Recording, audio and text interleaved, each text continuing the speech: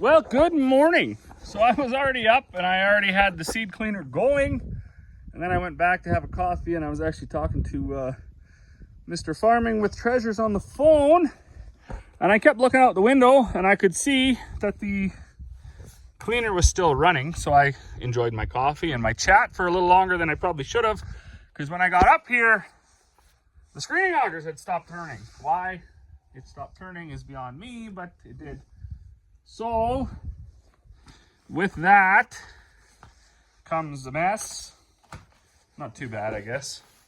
But, yeah, the box is full now. And you can see it was just almost getting to the point of filling up under there. This aspirator would be full too, that Cyclone. But that's, I mean, it's okay. It will clean out. I just got to find a wrench. At least it all spilled in here, so it'll be easy to clean it up. I just shovel it up, no big deal. That all pile is from where it blows through that secondary fan. So anyways, not the end of the world, a little bit frustrating. This thing ran all day, trouble-free. It ran, well, I shouldn't say it was running. Maybe it wasn't even running this morning, I don't know. But I need to find a... Well, maybe it filled up. Maybe I'm stupid and it filled up and I never even climbed in the truck. Oh no, it's got lots of space. Okay, well anyways, let's go find a pipe wrench. We'll get things cleaned up, straightened up, and get going again. All right, well I'm not 100% sure why that quit. Maybe there was like a stone or something that went through the cleaner, got down there and just caught the flighting the wrong way. Generally, once it's running and it's loaded with grain, it'll auger. You know, things will auger almost anything, and you can really see that if you have magnets in your roller or something.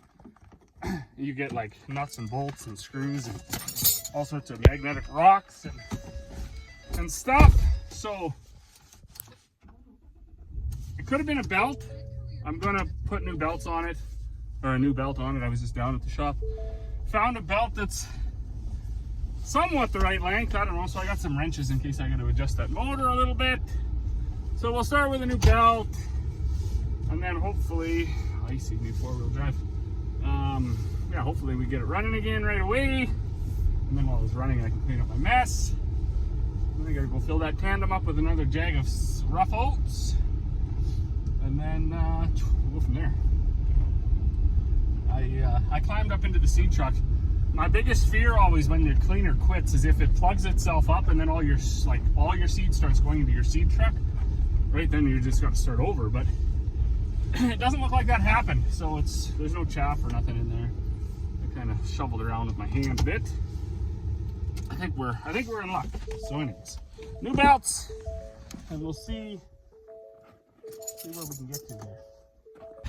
All right, well, I am absolutely drenched in sweat. It's funny, I think I talked about it earlier on, maybe late last year or early this year yet, about you needing to take a step back and just fix things or whatever, especially when we're caught up in it. We gotta, you know, it's your money ahead and time ahead to just go have a coffee for 5 minutes and think about the situation. So I do have this all running. I put a new belt on. I'm pretty sure that might have been the problem. The belt was just too old and loose. And this morning when I kicked it in, I thought it was on. Maybe it wasn't even on this morning, but I think the frost had the belt wet, so it just slipped. And then as soon as the grain piled on it, like that's not a very big motor, right? So of course it's not a very big auger either. I think that's only like a 4-inch auger. And it's only carrying screenings, but if there's some chaff or something, it plugs it up and then builds up and then it just spins, right? Once it's running, it's never an issue. And I swept up everything on the floor and shoveled it in there and it never even cut out. So, but while I was doing that and while I was up there, I had my pipe wrench and I was turning it over, and there was so much chaff from when I cleaned out that, I don't know if you can see that dust coming out of the, right there.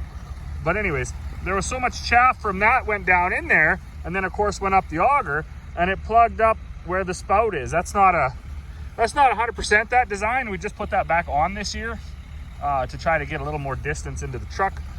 So it plugged up right there, and I'm cranking on the pulley up top, but it couldn't, I wasn't paying attention to the fact that it was plugged up right at the end of the auger. So anyways, if I would have stopped, paid the attention to that, I would have saved myself probably 500 milliliters of sweat, a couple busted bloody knuckles, and a whole bunch of curse words. But we're back at it now. Tandem's unloaded. No power until it warms up, and then it seems to have more power, so I'm just letting it run for a little bit. It'll warm up. I walked up, I started the grain vac tractor. I'm gonna take this up, I'm gonna fill it up again. That'll be, I don't know what this tandem holds for oats, but we filled it right up. That International, we're figuring, probably holds 600-700 bushels of seed oats, maybe even more. The box is way too big for the truck. And we've unloaded it twice already. It's about half full right now. So we should, I don't know, should be done oats. Getting close to being done oats by the end of the day, and then we'll have to clean the vac out, clean the cleaner out. Dad he took his book home. He writes every year, because he's smarter than me. So he writes every year what screens we use for the wheat and stuff, so he can remember. I just struggle every single year and just keep trying screens until I get mad enough to just leave it, I guess. So he'll know when he comes back. He had an appointment this morning. I'm going to hopefully have the tandem full. Corey spilt a bit of oats up there when she did it last time, so I'll back that up too. And then hopefully this all stays running. I'm gonna walk in there real quick and just double check that everything's feeding right. And then I'll go fill this tandem up. All right. I think we'll get away with a few minutes of filling the seed truck, or the oat truck. We put these cameras on here. What a game changer that is. So some folks are always, well, not some folks, you sort of weigh your options of like how much you want to invest into old equipment or whatever. In this tandem, right, it's old, it's dirty, you know, it's whatever, but a couple $100 backup camera, that really changed the game. Now the tandem is quite a versatile machine for when you're by yourself. Saves a lot of getting in and outs and a lot of backing into augers, so big fan of that. Well, now I'm hiding out in the office. I can see my screenings auger is still turning. Probably can't see it, the window's dirty. Let's get some action going on there. Oh yeah. Still can't see it. All right, can you see it? Anyways, it's turning, I can see it. Tandem's full. Seed is going into the seed truck. If I sit here in the pickup, crack the window a little bit, if any of the hydraulic augers plug up or whatever, say they're running too fast, you can hear a change in the backhoe right away. So that's kind of nice. And then of course the electric ones are the ones you can visually see. If they stop turning, well, you know, they've stopped turning. It is incredible though how yesterday this whole system ran trouble-free all day. And then this morning when I fired it up, changed no settings, I had a mess. But thankfully it was an inside mess, because outside right now it's getting to the point where it's quite muddy outside, like away from the bins. Up close to the bins it's like damp, tacky, muddy, wetty snow, so it makes cleanup very difficult. So when it spills inside the building, life is a lot better. I shoveled up most of it, and the rest I'll go grab the shop vac later on, and I'll just vac it up almost like they do it once we switch to barley or wheat. Clean the rest of it up. So anyways, not much to do now but sit here and scroll social media till somebody comes and takes over, and then we'll see where the rest of the day takes us. Well, good morning. Absolutely beautiful. It is -5. It was -8 this morning, but I was up early. Lady came to get her bag, so actually Corey went out and loaded that. I come up here, I got the seed truck unloaded, I got the backhoe fueled up, and then yesterday I opened up that aspirator, so now it's really pouring out some extra screenings, which is fine. I had said that before, that we just take such a big cut out of the rough seed that what ends up in the truck is really good for our setup. And then the screenings, they basically just look like rough seed, so you wouldn't even know the difference once you grind them up for feed. We're almost done. This should be the last truckload of oats. And that maybe we'll have this truck like 3/4 full. So that's not too bad out of basically 4,000 probably bushels of oats we've cleaned to get about, I don't know, 500 bushels. But for now, I'm gonna hide out in the truck. As you can see by the window, it was cold overnight, so I brought the pickup up here now because I don't feel like standing outside or sitting in the cab of the grain trucks or whatever. Sit in here. Most likely I'm gonna message my buddy Jeremy, see if he's busy. If not, I'll probably just phone him and then talk to him for an hour and a half till he gets going. And then, yeah, might catch up on some YouTube videos that I got behind on watching. It's been pretty busy around here cleaning and making feed and stuff, so kids are on spring break. They're around and trying to play with them and look after piggies and goats and chickens and cows and everything. So anyways, we've been having a good run this week. Well, good evening. And what an absolute beautiful evening it is. Drying up. It's nice, there's a bit of a hill there, so as long as we keep some bedding, the water all flows, dries up quick. Drying up here, not too bad. Of course, up by the bins where the ice is packed down all year, that's not, that takes a while. But 14 degrees tomorrow in the forecast, so hopefully. And I'm pretty sure, due to the fact that there is no more oats coming out of that clean auger, we are done cleaning oats. So we actually had quite a bit extra on the last load, so we had to switch and put the tandem here just so we could finish, because unfortunately we can't get up to the bins over there where we unload the seed until the morning when it's frozen again. It's a bit tacky, so he's got the truck parked there, right full of seed oats. This one's got on what it's got on. Tomorrow we're gonna have to clean it out and switch over to wheat. But it's even drying up right here a little bit. That's an old pumpkin that was riding around in the box of the truck. Almost looks like paper. Anyways. So yeah, that's good. Everything's still working. That's a win. Gonna get everything shut down here.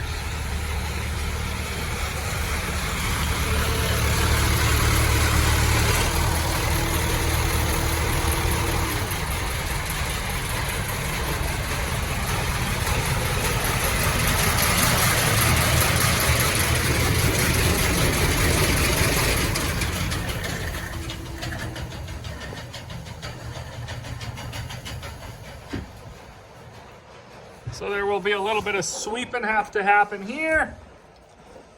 Sweep that out. This is the little surge bin Dad built, actually. I remember him building this, but I'm sure I was too little to help. We're gonna have to sweep that out. We're gonna do that all in the morning. Everybody's kind of had enough for the day, because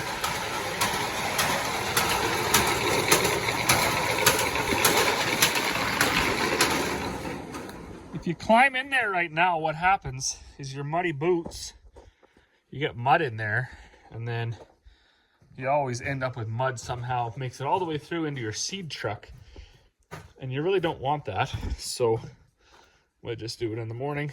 Also, got a shovel out. I think Dad said he did already. Look at that, eh? All the light ones that blew out of there. That's just nothing. We take that down and give it to the pigs anyways. It just, when I opened that aspirator up, then it was really coming out. Although Dad said it weighed the same. 50 pounds is what the oats weigh. But look at that. How about that? Just a pile of light ones. So, whew, crazy. But we'll bag that all up, take it down, spread it out, let the chickens and the pigs and the emus and the steers and whoever else wants to sort through it. And then, like I say, we'll sweep out in here. Get that cleaned out. Unload the trucks in the morning, sweep them out. Clean the grain vac out, switch over to wheat. We got 2 different varieties of wheat. We'll do, I believe it's Parada wheat, and Viewfield wheat. So we'll give those 2 a try again this year. Last year I seeded them both, but it was like such a good year last year that they both turned out very well. We're not even sure which one did better or if one did do better than the other. So that was kind of something.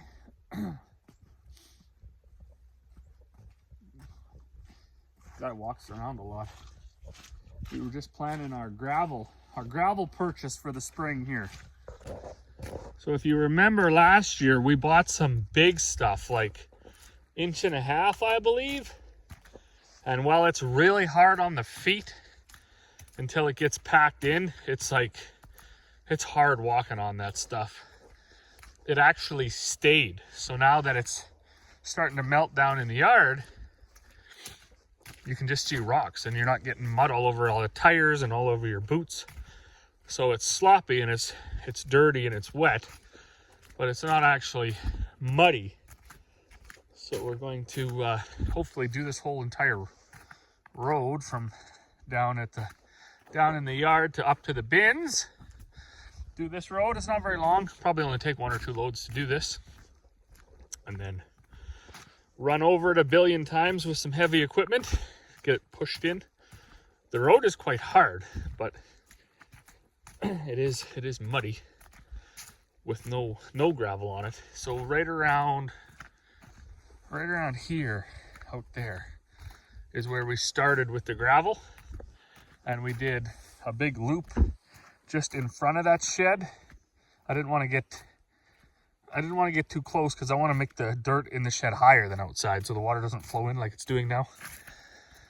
But as you can see here, there's still lots of it. So now a guy's boots don't get muddy. And it's actually quite easy to walk on now that it's been driven over a bajillion times. And then somewhere around here, we cut it at an angle because I was foolish and cheap. And I thought if I spill the grain on this rock, it stays there. Like a lot of it, because you don't want to shovel up this and risk it getting into the mill. So if you don't have a dry summer, it's no big deal. You drag the grader blade over there, make it nice and flat. It's hard packed dirt. You spill anything, you just shovel it up. It's like cement. But then it gets wet if you get a wet shear, and it's just mud. So this year, but we got some other plans with the feed bin set up here. We're going to hopefully get them put in a circle and then all dump into one central spot. That's kind of a plan we got in the works at the moment. And then we can hopefully eliminate a bunch of the inevitable spills under each auger, because they'll all be dumping into one spot. And then over here, I don't know what we'll do. Change this around too a little bit, because there's always a mess in the spring. This is also interesting. Unfortunately, a week or two ago, I ran over my cat by accident, and it didn't make it. And I had an orange cat, and I was pretty disappointed in that and upset. So what? I don't know. About 5 days ago, I was walking over to the feed shed, and I heard some meowing in the back, and that cat just showed up. So the friendliest cat. It was really in bad shape. It was like mangy and was really like its fur was coarse and rough and muddy. So I went and got it some cat food, and I let it stay in the shop overnight, and now I got a buddy. So it spends a lot of time in this cockshut tractor because it's all windows. So it's nice and warm in there. Good for napping. And also while we were at it, we got a few more bags made today. Trying to keep them up here because it's not so wet. We also filled up the bag filling machine with nice cleaned oats that wouldn't fit onto that other truck. So we'll bag those up tomorrow. Another thing we got to do this summer, I've been putting it off because I don't know what to do here, is fix this. So they did a bad job with this shop. They piled the dirt against it, which I think was a bad move. They should have dug the dirt away from it. So now, whenever it melts, it runs in this corner, and I have a feeling it's like eroding underneath the cement. The other thing is there's no rebar in this floor. When they poured it, they just poured a floor. So that sucks, but it's quite thick. Anyways, they poured a good slab. This piece come out of there, but it's, yeah, it's breaking up. And of course, this time of year, the water gets in there and then sometimes it freezes, and then of course, then it cracks more. It's filled up with dirt over time. Used to be a small crack, now it's as big as your foot. I just shoved these carpets there at night in the winter to try to make up the space because it slopes down over here so bad.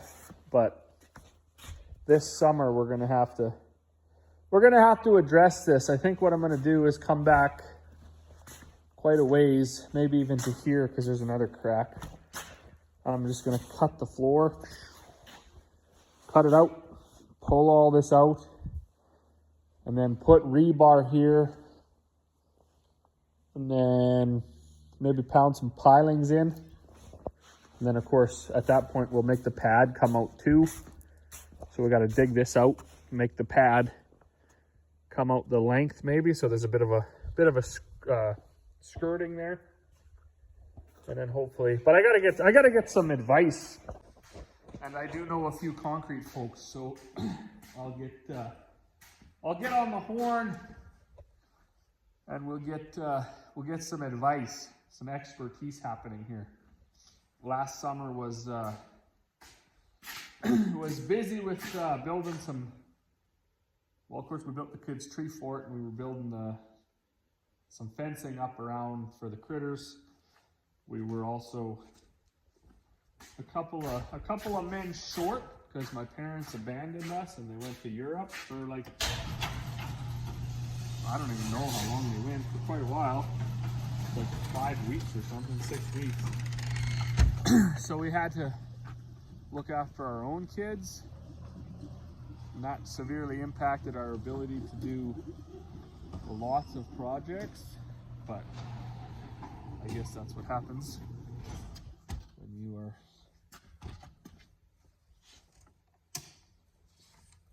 you are responsible for children. And then what else here? Yeah, so that's one thing I want to get done. This concrete. Also want to change these bins around so they're in a circle, dumping into a central spot. And then I know Corey's got plans also up for the critters. We need a few more corrals or pens, I guess, if you will, because now there's goats and pigs and emus and steers, and there's a rabbit and chickens, and there's going to be turkeys, there's going to be broilers, and there's going to be, I don't know what else we'll get. We'll probably get something else. We always seem to acquire more and more things for no reason. But anyways, that's it for now. I'm tired. It's been a long day. I'm going to oh, I never even filmed it. That's what I was going to say too. The auger that feeds our cleaner. We were sitting in the truck and I could hear the backhoe like bogged down, like it was struggling to make power with the hydraulics. So I jumped out and that auger had filled up. There was too many straws or whatever, and they plugged off going into the cleaner. So anyways, we got that stopped and emptied it out, and we went to kick the feed auger back in, and nothing. So we had to actually grain back out the canola that was in that surge bin part, or sorry, the oats. Grain back them out, back onto the rough truck. Take that auger out, bring it down. It was broke, but not only was it broke, the flighting had like accordioned itself for like, I don't know, a foot. So we cut all that old flighting off. We had some new flighting, thankfully. Put that on, welded it on, welded the shaft back together, stuck it back in there. So we weren't as efficient as we could have been today, but we did get that done. And now I'm tired, so I'm gonna go in, I'm gonna get showered up, and probably, believe it or not, watch the hockey game. So as always, thanks for watching, and we'll see you all on the next one.